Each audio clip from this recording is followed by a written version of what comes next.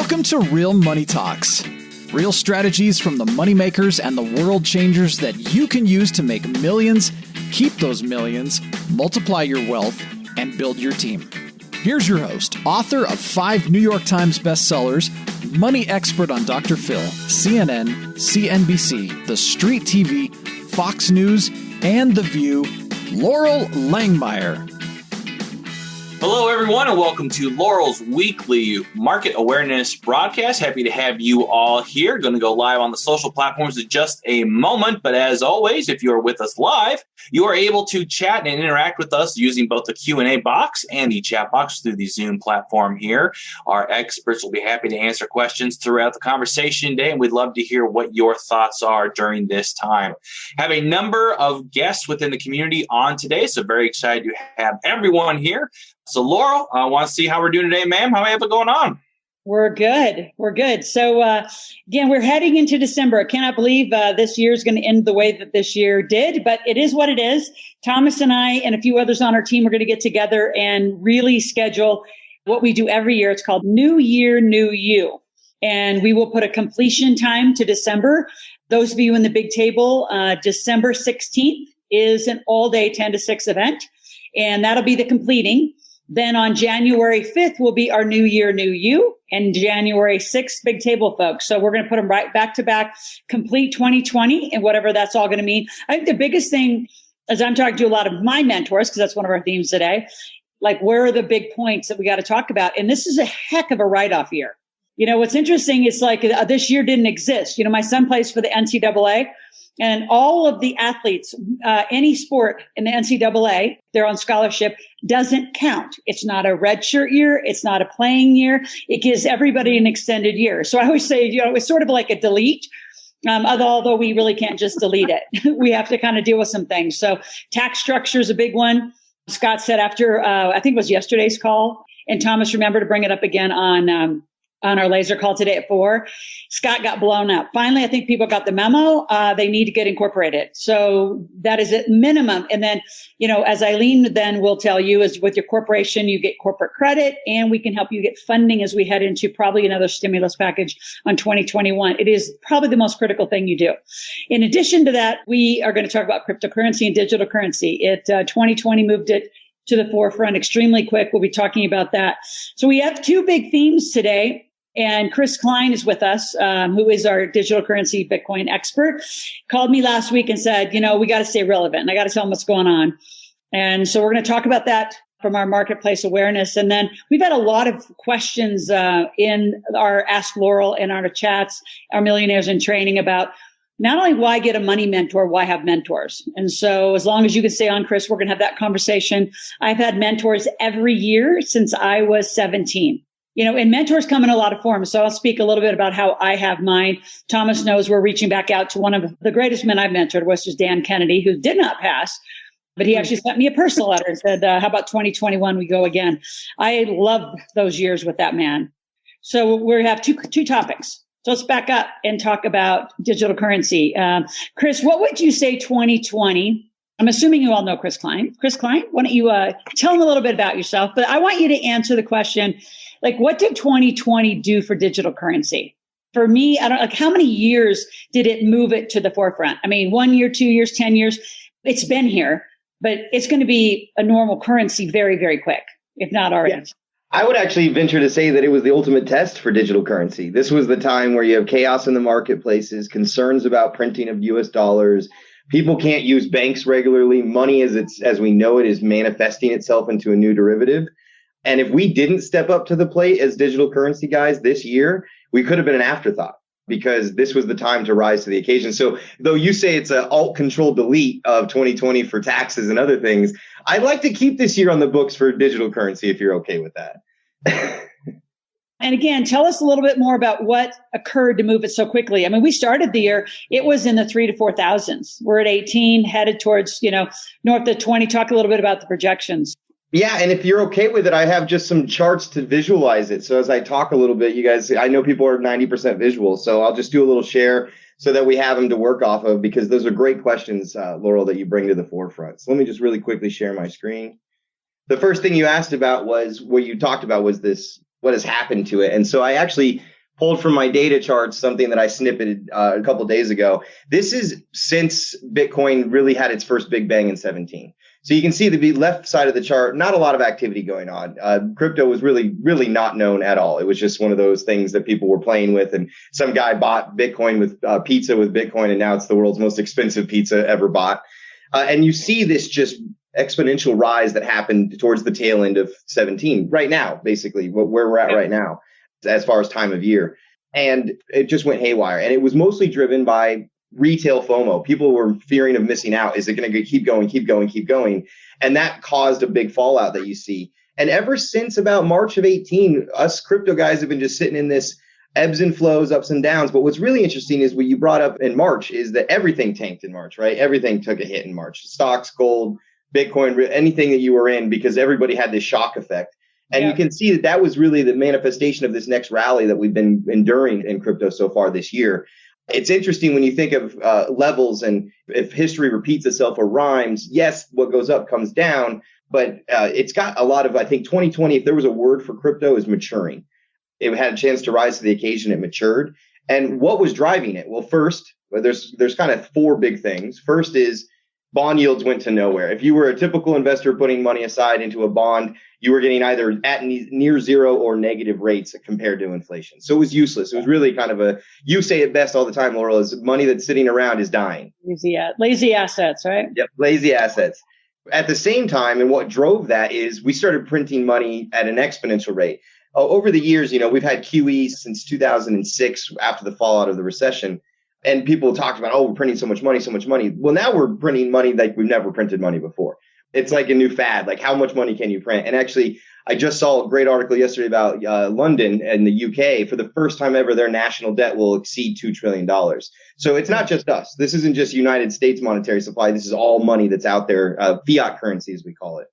You couple those two pieces with the pandemic. The coronavirus was definitely a time for us to shine, and a time that is going to change the way that the economy works, whether we like it or not. It's a reality. Even before, we were at national debt rates that were at the level of almost World War II. And remember, we were fighting Nazis, the Japanese. We were trying to survive liberty, life in pursuit of happiness. We didn't care what it cost to build tanks and those things. That was a time where we had to put bullets in places so that we could save freedom. Can we do that again today? I don't know. It's a different world. We'll keep it in the United States. And even internally now, we've got this stimulus 1, probably 2, 3, 4. We've got a new Democratic president coming in. They tax and spend, so we know it's not going anywhere. So you put all that together. And then the last piece that just started happening in the last, say, 90 days is that major players are coming in to mature us. First was this little company called Square that does payments. They made enough money that they had $50 million sitting on their balance sheet. And they decided instead of keeping it in lazy assets, they put it to work in Bitcoin. And they have now made more money by that Bitcoin investment 90 days ago than they made all year as a business. And more are jumping on the bandwagon and doing that. The biggest was PayPal announcing users have access to trade, buy, sell cryptocurrency in the PayPal platform. Awesome addition. Cash App did it about 6-7 months ago. They added it in. Now these guys that are these new platforms are literally buying more Bitcoin than is being made. So Bitcoin is mined in a process kind of like if you think of digital mining, like digging in the hole to get a piece of gold out. You've got to dig deeper and deeper and deeper as the gold goes away. Same concept with Bitcoin.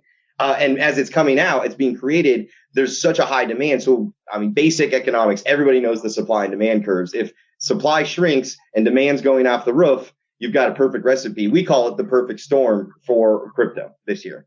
So comparative to what's happening on the left, which is we're printing money. We're trying to figure out how to get through Corona. We're shutting down all restaurants in Los Angeles again as of today. They're just crippling industries.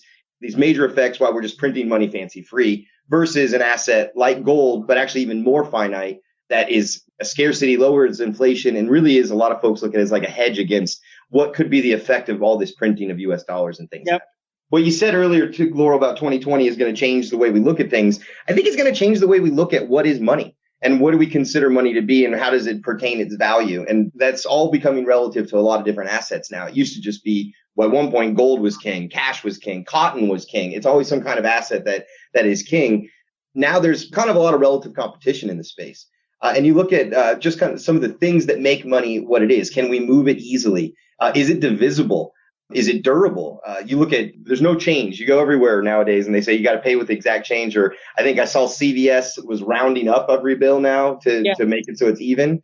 With Bitcoin, you have 11 decimal points of divisibility. So we haven't even gotten into the surface of understanding how to use these things. And that's why it stands at this, I guess, on this pedestal with other currencies today, which is a big change from just a year ago when people thought crypto had its day in the sunshine and was over. The attributes of what makes money is really coming to fruition this year. So, Chris, what do people do today? Right? I mean, we're at 18,000. I don't know anybody that I've talked to sees, I think, is this the new norm? I hear a lot of people say, well, I'm going to wait till it goes back down. I think that's a big question in the community. What should I do today? And talk a little bit of how they can do that with you, especially once they're in coaching. I mean, a lot of you are wandering around. You're not really in our money coaching process. So you don't have a real plan and you're doing, what would you call it? Any of you can speak to it. It's sort of like you're taking the little crumbs that we talk about and you're trying to build a pie and you don't have the right ingredients because you don't have the complete formula. Mm-hmm. So I always risk asking, kind of an advice question or what to do question, because obviously for all of you, it's in the context of your larger plan for those of you that are with us. But just as it is a general huge question out in our Millionaires in Training group. Yeah, and it's everywhere. They're not alone. A lot of people are wondering, okay, is it going to hit 20 and fall back, or is it going to skyrocket from there? And you could probably read an article that could tell you either thing at any time. Yeah. The thing that I think a lot of the members in the community have learned that have gotten themselves in order and gotten crypto like you exposed is positioning. If the thing drops $1,000 and that's your day to buy in, if your money's not where it needs to be inside of an entity or inside of a self-directed IRA and prepared to execute a trade, you've missed out on that opportunity. So a lot of times, folks, this isn't like other assets where they'll drop and then you have a few weeks or otherwise to jump in. It's momentarily. It could drop and then be back before you even you're thinking about doing it, and then you don't do it for 5 minutes and you go back and it's already changed. And so because of the speed at which the asset moves, positioning is critical. If you're not in position, and the nice part is, most of the other things that they're experts in the community, like the things that Randy and Kelly do at iFlip and some of the real estate for transaction, they're all eligible inside the exact same self-directed IRA account. So if you get yourself in a place where you've got it where you need to be, then you can make the decisions that you're looking for. Because anybody that says they have a crystal ball this year, I would tell them to Control Alt Delete. Because there's even experts in the field. This is an unprecedented year. So that's a tough question to ask. But if you think crypto is going to be a part of the world for the next 3, 5, 7 years or beyond, you're probably going to need some of it. There's this thing that people say of getting off zero. I own 0 Bitcoin today. I want to own something by tomorrow and slowly accumulate over time, or position yourself for a larger purchase and then a hold, whatever your strategy might be. And so, Chris, there's different kinds of coins. Is Bitcoin really the one they start with? Should they do Ethereum? Should they Ripple? We're working on a very private, which, going to say rivals talent. It's Talent Joe, right? Which is our, America's Got Talent, which will then have a coin associated. And there's going to be a lot of businesses, as in real estate right now, you can buy and do transactions, not only in the blockchain, but even further into Hashgraph. There's so much people don't even have a clue about, but in the basics, where would they be looking in the beginning? For those that are just kind of scratching the surface. I think everybody starts with Bitcoin. Unless you're we have clients that are like nerds that come in and they have a particular coin or a particular blockchain that they're really passionate about, then they go that direction. But Bitcoin is probably in 85% of portfolios in our platform. It's a kind of a staple. And then you have the big 3 other than that are having some pretty awesome months as well. Ethereum, it's going through a protocol change next month, which is going to fix choke points, speed issues. If you want to think of Ethereum, it's like it's for contracts, is what my daughter says, but it's really like internet for apps. So the internet exists, and then we have all these websites that run on top of it, right? Ethereum exists, and all these what they call dynamic apps are running on top of it. And so it's the infrastructure of a whole new generation of what you mentioned, like businesses, tokens, exchanges, all these things run off of those things. So that's a pretty solid one that lots of folks are looking at. Ripple has sat at 20 cents for almost like a year and a half, and then just skyrocketed to 60 cents this past week. What Ripple will do is it's supposed to move money between banks faster. Right now, we did this thing in Boise where we wanted to move money from somebody in Reno, Nevada to Jace's thing where he was working in Uganda with the paintings and that. And the dollar moves slowly and it loses value by either fees or time. Ripple is designed to go into that system and speed those transactions up. That's something that the folks are looking at. So, and then Litecoin it's kind of like gold to silver, Bitcoin to Litecoin. It's got limited supply. There's going to be more of it, and it's faster and easier to mine. So you're seeing there's a Litecoin community that's signing up merchants. So you'll start seeing when you go to the store or when you're online buying something that now buy with Litecoin as an option. Because a lot of people don't want to buy stuff with Bitcoin. I've got my grandfather's got gold bars that he left me. I'm not going to sell those things. I'll probably give them to my daughter and she'll give them to her daughter because it's difficult, right? Like, where do I go sell this bar? Nobody's going to take a bar of gold for a TV. You're going to get ripped off, right?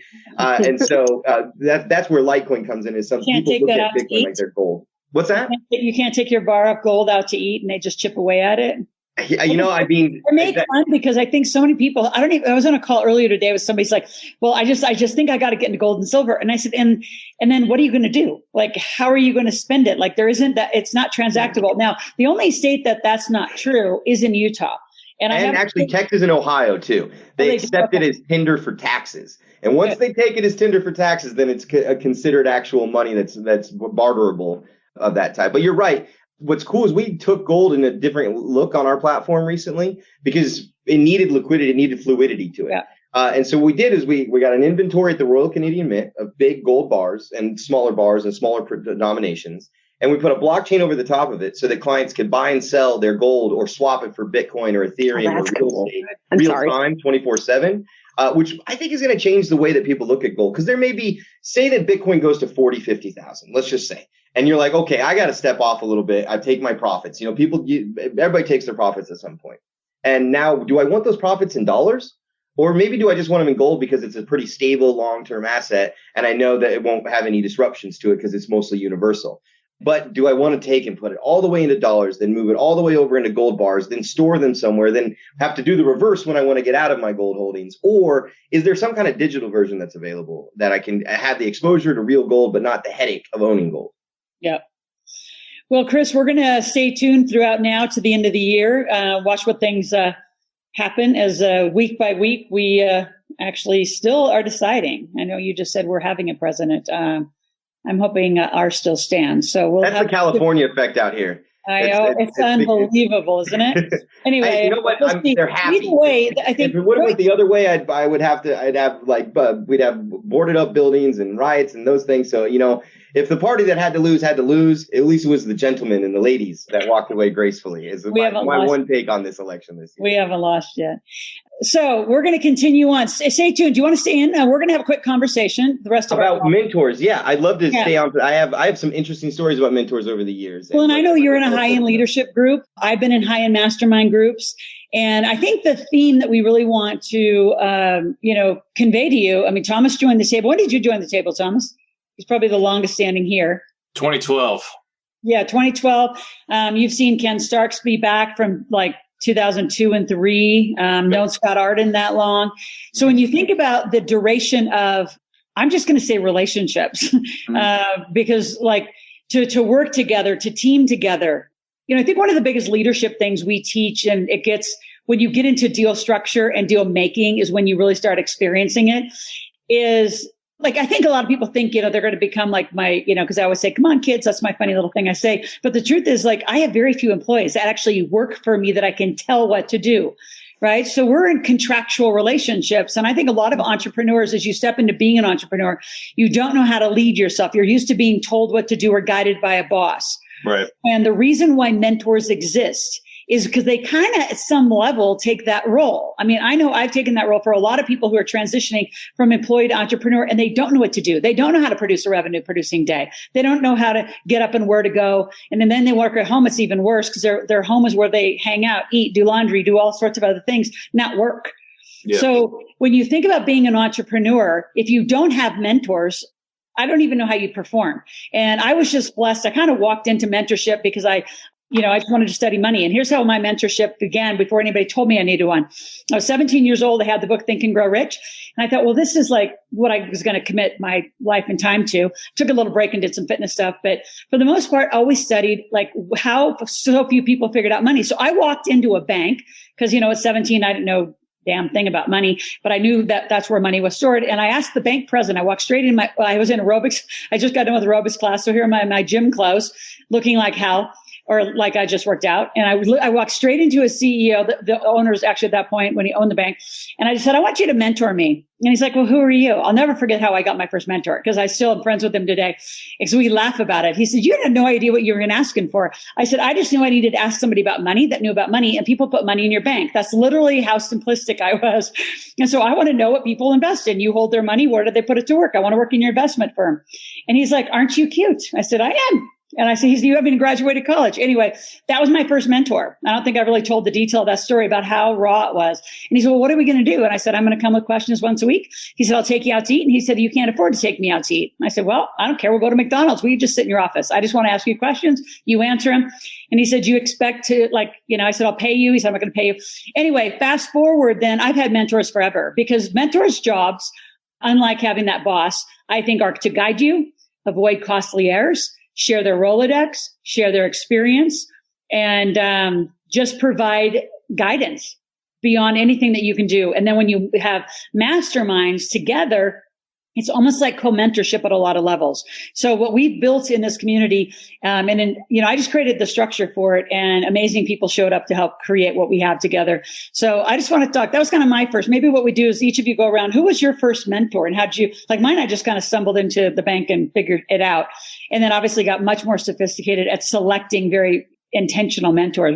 Let's go around the room. So Thomas, who was your first kind of mentor or group? And I've to add one more thing to this, because I think a lot of people, this is why, I know 4 people right now from last week's show who aren't going to buy into our community because they were burned in somebody else's.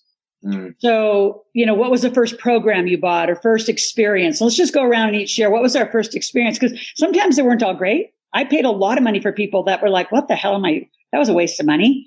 So yeah. Go ahead, Thomas. You want to use that? So I kind of did the mentorship thing from afar. Tim Ferriss in his 4-Hour Workweek book was really instrumental in wanting to be an entrepreneur. But I never got involved working directly with Tim, never did anything like mentorship like that. And I'm kind of independent. So it's something I need to do to break out of my shell and make that happen.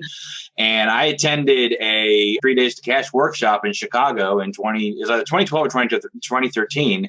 But that was the first time I went to an event, went to a seminar like that, made money like that, drank from the fire hose like that, and had everything happen that needed to be in one place. And it was one of those situations where it's like, I just met these people. This is the biggest ass kicking of an event I had ever done in my life, but I knew I needed to do more. And from that point on, working with some of the folks on the team, like our good friend Eric Metcalf, some of the folks like Dallin, Juan, Steve, some of the other marketing folks on the team were very influential. But just working with you for the past 5 years, I've had a chance to see a lot of what it is you do and learn a lot from a mentorship perspective. So in terms of what you want to see and what you want to do, if you want to watch someone who flies 1,000,000 miles an hour, manages over 100 different companies, or I forgot how many, it is right now or what it's been, this is the perfect opportunity, because you realize that it can't be a situation where it's easy, and it can't be like, all friendly sometimes. I mean, it's about work. You got to get stuff done. And, thankfully you've kept me honest. You've slapped me around a couple times, but we've been able to get some stuff going, and I'm all the wiser for it, and I totally appreciate it. And just one last thing, especially in this community, not only mentors, but you also learn about new markets in general, which I think is the most important thing. I never would have learned about Bitcoin and crypto in this community. Also real estate, specifically tax liens and tax deeds. I mean, just the fact you have that community, you can get involved with these deals and learn all about it is what I love so much about this group and being a part of it. Yep. Thank you. Eileen, what about you? On a recent call, I think on the event broadcast, you said you spent hundreds of thousands as well. I did. My first mentor, and I didn't even realize it was a mentor at the time, was back in 1976 when I had my first job after high school. And I was in retail, and she taught me everything possible. I wanted to be the best salesperson. I wanted to be the best manager. And she was the starting point for me to realize mentorship was important. So as I went through, I never am shy about asking for help. If I don't know something, I'm going to research it, or I'm going to find the people that can help me do what I want to do. But first, I had to be very clear on what I wanted. And for years, I wasn't. So I am a lifetime student of personal development because I would buy every program that was put out there. I would go and work with this coach and work with that coach. But what I learned along the way is that I wasn't clear on what mentorship I actually wanted. So when it came to money, because that's the arena I'm in now with all the credit pieces, I needed to find somebody that was intelligent about the money conversation. And so I started stalking Loral years ago. She didn't know that I was stalking her, but I was getting involved in reading all the books. Anywhere that Loral was going to be, I was watching. She didn't know that at the time. And then we finally connected in 2018 because I decided I need this person in my life to help me understand how money really works, how I can invest it, how I can make it, because I was a spender. I made good money, but I spent that it. About you.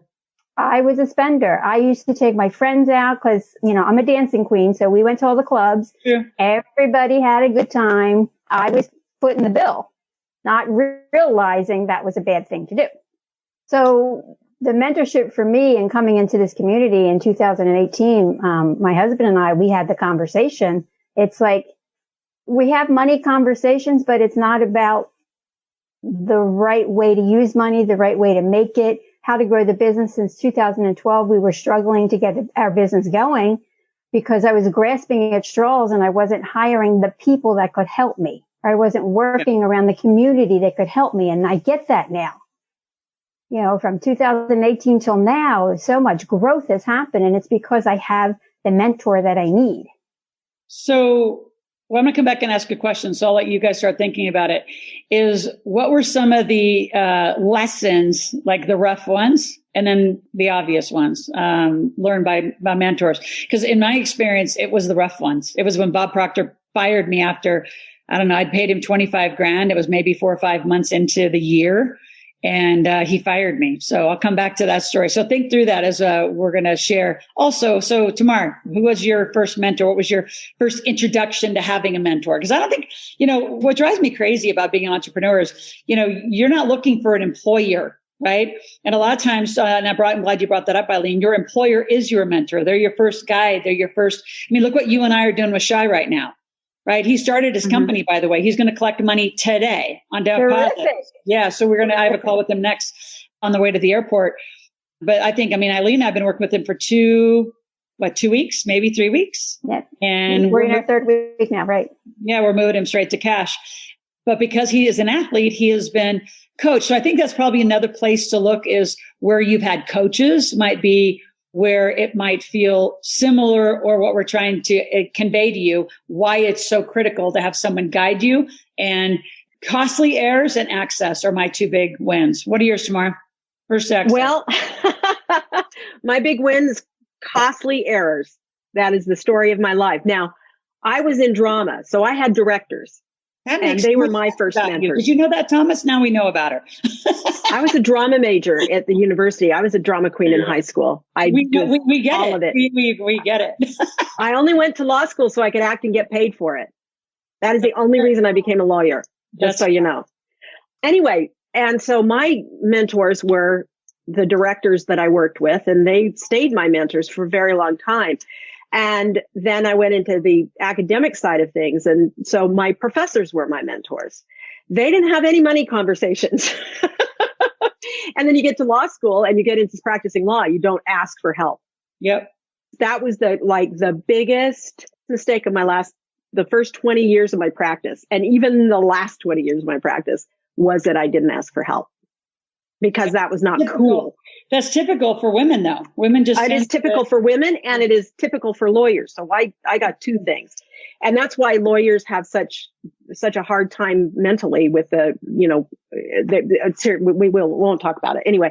My big mistake was though when I left my law firm, and I knew that I wanted to kind of coach and help people and help lawyers in their well-being, was that I went out and sought what I thought would be the kind of mentor I needed, and that was somebody who could help me build a program.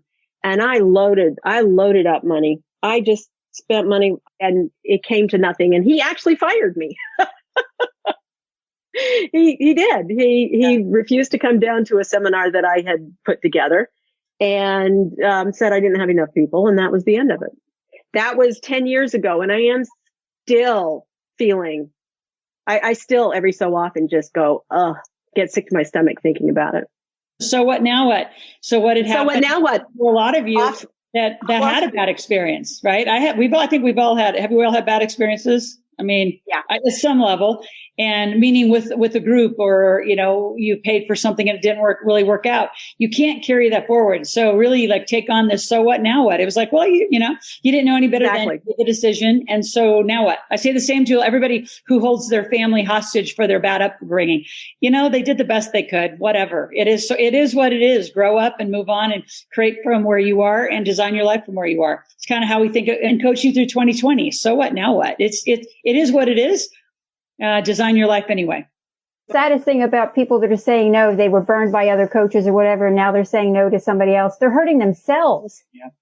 That's tough. That's hard for me to swallow.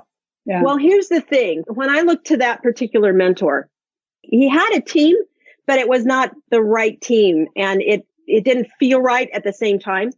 And there wasn't a group of people that I could rely on as well. So, I mean, have had my eye on the big table since 2010, Loral, and I'm kicking myself, so what, now what? But here I am. The important piece of that, the lesson though, is that when you are looking for a mentor, especially a money mentor, you want to look for a group of people around the mentor. And I'll just say you, Loral, the group of people that Loral has surrounded herself with in the big table and at head of the table are people who are doing what Loral has done. And they are putting into practice what Loral has put into practice. And because of her mentors, what she's put into practice. And then you have, because I am more academic than anything else, you have your metric, you have your proof that this is the place you need to be. And my mistake, when I made that mistake that I'll never make again, is that I didn't look to the surrounding group of people that this mentor was attracting. Yeah. Chris, what about you? What was your first walk into having a mentor, experiencing the power of a mentor? I got an interesting story of just serendipity over the years, I suppose, because I was always just open to new things. It's how I ended up in Bitcoin. I was like, well, that sounds unique. That sounds interesting. Let's play with it. Actually, Tamara, I was an actor for just 1 year of my life. I could my totally senior year see of high that school. Too. The drama teacher came to me and asked if I would help sell tickets. And I was like, you want me to work the ticket booth? And she goes, no, silly. People will come to the show if you're in the show. And I was like, I don't want to be in plays. She goes, we'll put you in the back. And then I took a class and I had to audition for every play that year. And I made all of them. And I really enjoyed it. And it was a whole new world that I opened it up to. And that beginnings was like, okay, I'm always never going to shut like the door tight. I'm always going to keep an open door to something new, because you never know what it might, what you might experience from it. I even decided not to play lacrosse that year because I was in Les Mis and I was excited about being in my first musical. I was terrible at singing. I'm not good at singing, but I'm funny. So I always got the funny roles.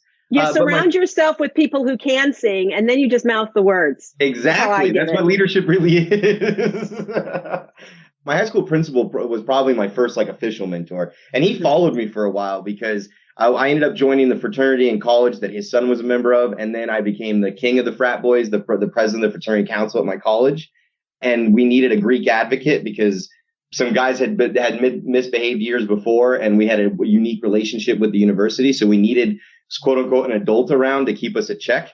And he ended up being that adult. So I had 8 years of him, actually. And he was a great mentor. But as far as business, probably not a lot came out of it. But it was more about just being a human being. And then my first business one was I came out of college at the fall of everything. So the houses are burning and Florida's over, like all the things that are going wrong in the economy. So there wasn't a lot of pickings for us kids at that time. Like it was, the next generation wasn't leaving. Even if you had a master's degree, you were getting pittance. So I was like, you know what? I'm not going to fight the grain. I'm going to try some entrepreneurial type things. So I found a guy that was trying to build a company. And I said, I don't know a lot about business, but I have a knack for just natural things. Can I come in board and I came on as an intern, and I left as his operating officer, not officer, just operations director. And I learned the backbone of a business. I also learned what happens when you don't make action, because he had analysis paralysis. I learned so much from him. I'm like a super nerd and can talk to my CTO and at levels that I should never be able to talk about because where I'm at in my role. But because of the years I spent with him, I didn't make any money. It was that was my sacrifice, was I'm going to take, there wasn't much salaries out there. And then the next was running into the guys that I work with now in financial services. And my board is all 10 years older than me. Some are 12 or 15. So I'm the kid. They call me the baby CEO. There's been memes made about it. But yeah, like what I always try to find is like there's value in every mentorship you can find out there. But you have to remember that nobody's God. So nobody has all the answers. Nobody is right about everything all the time. And you will find differences of opinion. When I left the middle mentor, it was a contentious departure for the two. Now we're best friends. And I call him all the time. He calls me all the time. He lives in Loveland and Colorado, where I'm from originally. And so we chat. But there are times where it does get a little rough. Good mentorships can get through, just like good friendships can get through good and bad times and maintain it for different reasons. That's my take on it. No, and I think that's so critical. And the other thing too is I've outgrown a lot of my mentors. So I went through phases of, and I think a lot of just people, I'm going to say, but I am going to say more towards men. You don't want to outgrow your father. That is a weird subconscious thing. I see it all the time. And then you don't want to outgrow your mentors. But I remember, and I won't say them because they're pretty prominent men that are out there, but I financially way outgrew them. They produce books, but I produce New York Times books. So then I'm in high media, high press. They didn't know anything about that. And these are people that are like big new name, like names from they're infomercial guys, but they're not mainstream, like Dr. Phil and the hell we went through. I mean, that was rigorous. I would have loved to have a big TV mentor at that time. And he became that because he knew that I didn't have anybody guiding me on how to do that and why to do it. And then what I decided, which is why not to do it, right? Which is TV is entertainment. It is not education. And that's just not where I land. And it's not where this community lands. It's not the results I wanted to produce. And I'll never forget the day he walked into a green room and I was so pissed because he wouldn't produce the executive producers wouldn't produce the results that we were creating. And I'll never forget the couple. They were making $20,000 a month. And he said, not him, but the team said the American public will never believe that. Let's just say it's, 6 or 8. And they actually walked out, weren't on the show. It's that one show. If you watch and you can't get it in sequence, it's hard to find. But they literally wouldn't go on the show that day. And I went on and then I walked off and then I didn't go back because I won't produce the truth. There's just so much of that in the media anyway, which is probably why I don't like any of the media. Way before all this drama of the media goes on, and then the other story that's totally different, but I got to share this is there's a woman that was on the wife swap. And I said, I won't say her name, but I said, you're not even married. She said, oh, I know. When I get to the show, I'll meet my husband. Anyway, so I just think all of TV and everything about that is just so odd. Mentors, though, you really got to get clear. Here's what I'd leave. Let's leave with some lessons. For me, the lesson was you can maintain. I didn't know how to break up. Chris, to your point, that's kind of what triggered that thought. It became very contentious. I don't know how to break up anything. I'm terrible at it. I'm so bad at it. I probably have girls that still think they're dating me from college because I just don't know what to do. So you don't know how to transition. That's probably right. And so even in our organization, people that, have worked for me, we had to come up with the word because they didn't quit. I mean, legally they quit and then they became a company. So we came up with the word graduated. Right. So a lot of times people will work for me as an employee because they're just not used to this becoming their own business. And after a year or two, then they graduate and now they have their own company and then their company works for my company. It's a different relationship. So, I think over time, you're going to go through those phases. But I think as far as lessons learned, I'd say number one, with lessons learned, I couldn't even imagine. First, I just got my biggest lessons is costly errors and access. My God, some of the access I've been granted on the planet by other people's Rolodex is extraordinary. It's just been world class. I mean, I've had access to kings, queens, princes. I need to go from here to here. I have a helicopter. I can take you in an hour. I need to go from here to here. I have a G5 jet. I'll take you in an hour. Those access points to just moving on the planet, to getting what you need, access to capital, getting things done. I mean, most of you don't even know the basics about money, probably even to know what I'm talking about in that realm. So to me, it's costly errors and access. What do you got, you guys? Best lessons of having a mentor and reasons why. I couldn't even imagine operating without one. I need that lifeline, somebody to call and check stuff out and make sure, am I on track? I'm leading a group of people. Am I doing the right stuff? I need that. You need that. Yeah, that's what I was going to say is that the actual lesson for me is you need to have the mentor because you're not going to figure it out on your own. And their wisdom and their experience will compound your path to success much faster because not only will you avoid the mistakes they made, but you'll be able to improve upon the successes that they have. And so that's why, we've had some people who are a little hesitant about joining the community, just because of, the nature of how long or how short they've met you. And it's like that, at this point shouldn't matter, because anytime you wait on holding anything up, it's an opportunity cost. And like Tamara and I, both would have said, we wish we would have actually done our table experiences faster. Maybe there's just that stubbornness piece of us that just thinks we have to do everything our own way. But then you realize that there are other people out there that know it better. And it's like, put the ego at the door, get in here, get yourself checked, and get working. And then get your mentor, you'll be good to go. Yeah. Mine was document. Oh, I'm sorry, Tamara. Go ahead, Chris. I was just going to say that, but you say it. Document, and not in a bad, not like where your lawyer says document everything. If you have a good mentor, you're going to have conversations with them that don't make sense at that moment in time. They're not going to apply to this solution that you're looking for, this problem you're dealing with. But 3, 6, 9 months later, like I keep them fresh in mind because I'm weird and I can't forget anything. But I have legal pads that are labeled. My daughter laughs at them. She goes through and she's like, she thinks it's cool because she's like, Dad, this was 6 years ago. Where were you at when you wrote this down? Just always have a notepad available, and not just for the scribbles, because sometimes that happens, but also for just sometimes brilliance hits, and you may not need it right then, but you could use it later. And if you're going to spend time, it's a symbiotic relationship. They're spending time with you, hopefully getting something out of you, and vice versa. And now I'm evolving into the mentor stage, not the mentee stage. I've been getting invited a lot for leadership programs and things to take on kids or college graduates, or et cetera. And it's a two-way street. I'm getting fulfilled out of it because I hope the kid succeeds and does something great. And I get to say I knew him. That's the ultimate goal. So document, because you'll never know what you're going to want to go back to. And it's kind of fun sometimes. So critical. But I want to also put a big exclamation point on what you said. I know I'm the mentor of many, but I have mentors too. And then here's another one. And I was going to kind of wrap with this, but it's just the right time. I got to put it in. Is there's things that I look for to Chris, for example, who's an expert, but also a mentor for our community in digital currency. I know I'm going to use Tim Chris Fish because I'm on the way up to Boise for the holidays to spend with them and to look at a huge 390-acre ranch. And then you guys can all come and hang out on the dude ranch, just, cattle, horses, the whole thing. We'll walk around and talk about things. But the being mentored and being a mentor, I don't care what level you are, I think is critical. Like I know my son, he's only 21, but he has mentored a lot of younger kids. He has taught, money at a teenage level at like Eric Swanson's events for Habitude Warriors. He wrote a leadership chapter at, I think, 15 years old. And I think it took him 2 weeks. It was like the scariest thing he ever did. And now he's like, oh my gosh, I can't believe I wrote that. So to your point, Chris, document and go both ways. Be mentored always and have mentors. And always, always pay it forward. Like Eileen, I cannot wait till Shy goes to the combine and where we're going to be spending Sundays watching, screaming for that, exciting. Watching him at the exciting NFL time. and knowing that we helped him. Black hole. Yep. Yeah. So go ahead. My biggest takeaway is, for me personally, I had to become very clear on what it was I wanted mentorship on. And then I had to be coachable. Because I'm a person that thinks I can do it myself and get it done. Loral and I had our little thing for several months before I finally realized, well, wait a minute, I wanted the mentor, so why don't I listen to her, right?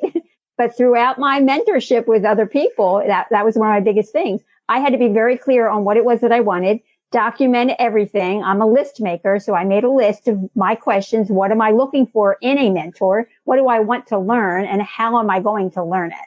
So being coachable is very, very key also for me. Yep, absolutely. Tamara, you can wrap us up.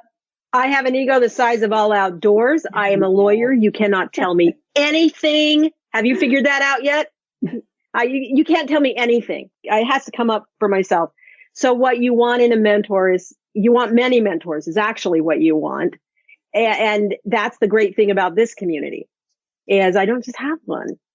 I have a mentor I have Loral, I have Thomas who helps me with marketing, and I have Damon, and there are these people, in this community that are generous with their time, generous with their ideas. And I feel like I'm surrounded by this huge family of mentors. And that to me is for me the most important thing, because I have so many thoughts that go bleh, that being able to reach out and talk to someone about it who actually knows something about it has been invaluable to me. And usually it's Loral because she knows everything. But I think that is having that kind of group around you is essential.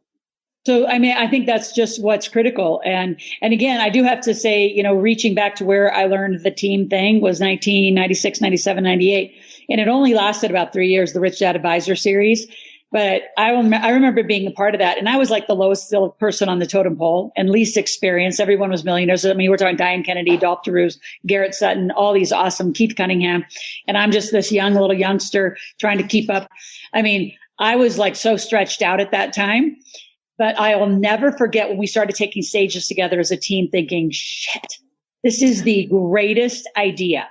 But the learning is everybody's got to stay in their lane and everybody gets to be great. And when there's only one king in the kingdom, i.e. Kiyosaki, the rest of us had to go. So we've all stayed friends. We've had so much fun around it.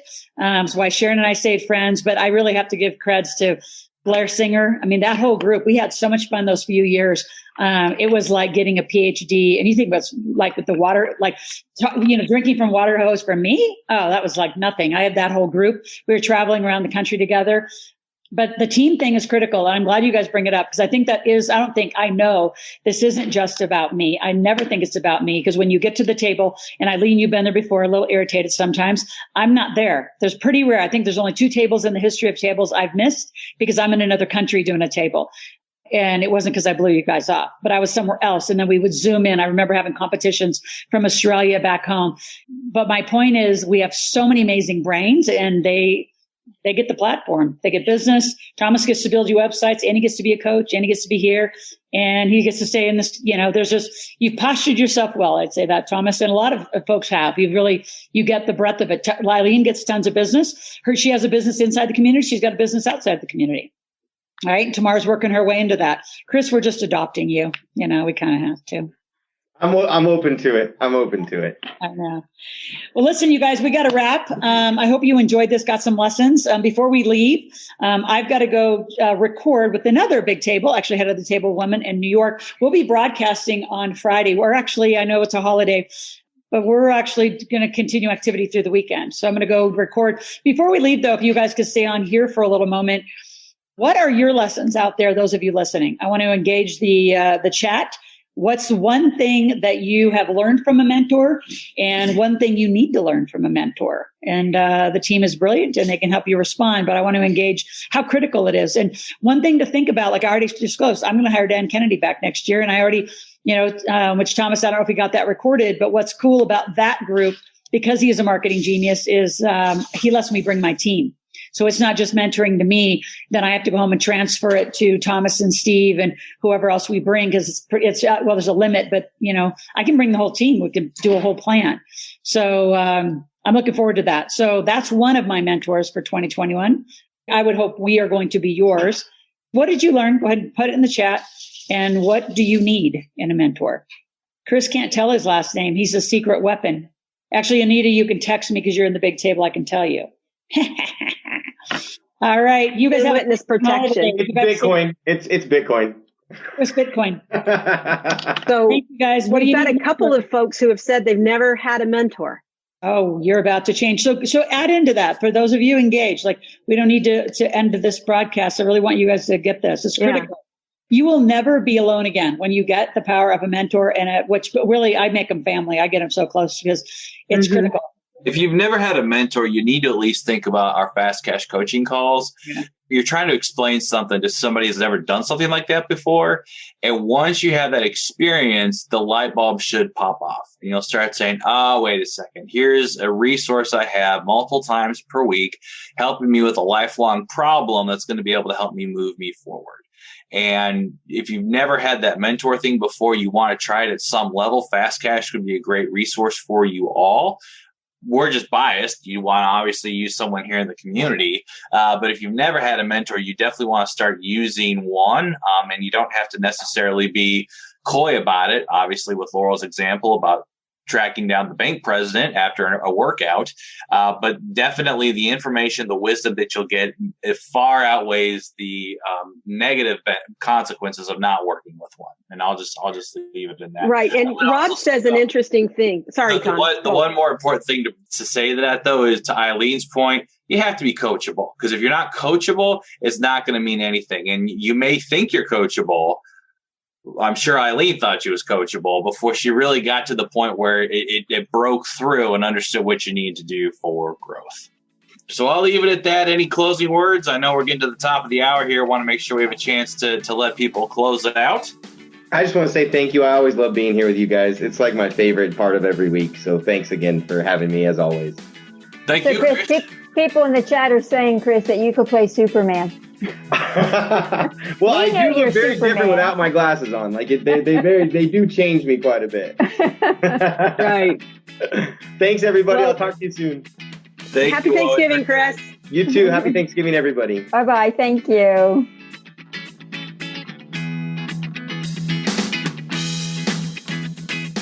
Thanks for listening to the Real Money Talks podcast.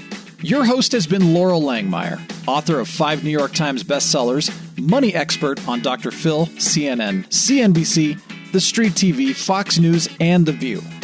Want to learn more about off-Wall Street investing, tax strategies, and multi-million-dollar business strategies? Visit liveoutloud.com/podcast for past episodes, show notes, and resources. For some special wealth-building gifts only for Loral's podcast listeners, visit liveoutloud.com/podcast gifts. Do you have a burning question for Loral? Visit askloral.com to submit your question, and it may just be covered on a podcast episode. So stay tuned and be sure to subscribe to get new episodes every week.